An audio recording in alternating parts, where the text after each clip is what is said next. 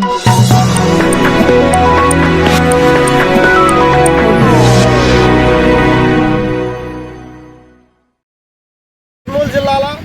పెద్దకడుపూరు మండలం కల్లకుంట గ్రామంలో ఆధిపత్య వర్గాల దుర్మార్గ చర్యలకు నిరసనగా కలెక్టరేట్ కార్యాలయం ముందు ధర్నా నిర్వహిస్తూ ఉన్నాం. ఎంతటి దుర్మార్గం అంటే గత 6 నెలల క్రితం కల్లకుంట గ్రామంలో బీసీ కులానికి చెందినటువంటి అమ్మాయిని ఎస్సీ కులం అమ్మాయి ప్రేమించి పెళ్లి చేసుకుంటే దాన్ని సహించక అప్పుడే దాడి చేసేటువంటి ప్రయత్నం చేశారు.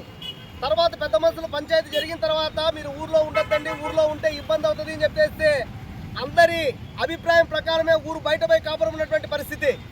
గ్రామంలో భూమి ఉన్నటువంటి దళిత మహిళ ఎవరైతే కులాంతర వివాహం చేసుకున్నాడో ఆ అబ్బాయి తల్లి గ్రామానికి వచ్చి పొలంలో పంట వేసుకుందాం, గెలం మాట్లాడుకుందాం అని చెప్పేసి రాత్రి వచ్చినటువంటి ఆమెను ఆ ఊర్లో ఉండేటువంటి ఆధిపత్య వర్గాలంతా కరెంటు పోలు కట్టేసి ఆమెకు వికలాంగుడైనటువంటి ఒక వ్యక్తితో పెళ్లి చేసినట్టు ప్రయత్నం చేశారు. ఎంత దుర్మార్గం, ఎంత జటిలమైన కుల వివక్షత ఈ జిల్లాలో జరుగుతూ ఉందో ఒక్కసారి ఇప్పటికైనా అధికారులు కళ్ళు తెరిచి చూడండి అని చెప్పేసి మేము కోరుతా ఉన్నాం. చాలా చోట్ల జిల్లాలో దళితులపైన దాడులు జరుగుతూ ఉన్నాయి, దౌర్జన్యాలు జరుగుతూ ఉన్నాయి, హత్యలు జరుగుతూ ఉన్నాయి, అత్యాచారాలు జరుగుతూ ఉన్నాయి. దీనిపైన ప్రత్యేకమైనటువంటి కమిషన్ ఏర్పాటు చేసి ఆ రకంగా పరిష్కారం చేయాలి అని చెప్పేసి 98లో జస్టిస్ పున్నయ్య గారు చెప్పారు. ఆ రోజు నుండి ఈ రోజు దాకా ప్రత్యేక కమిషన్ ఏర్పాటు చేయడం కాదు, ప్రత్యేక అధికారులు కూడా ఏర్పాటు చేయలేదు. దళితుల సమస్యల పరిష్కారం కోసం ఉండే ఒకే ప్రజా దర్బార్, స్పెషల్ ప్రజా దర్బార్ ఉండేది.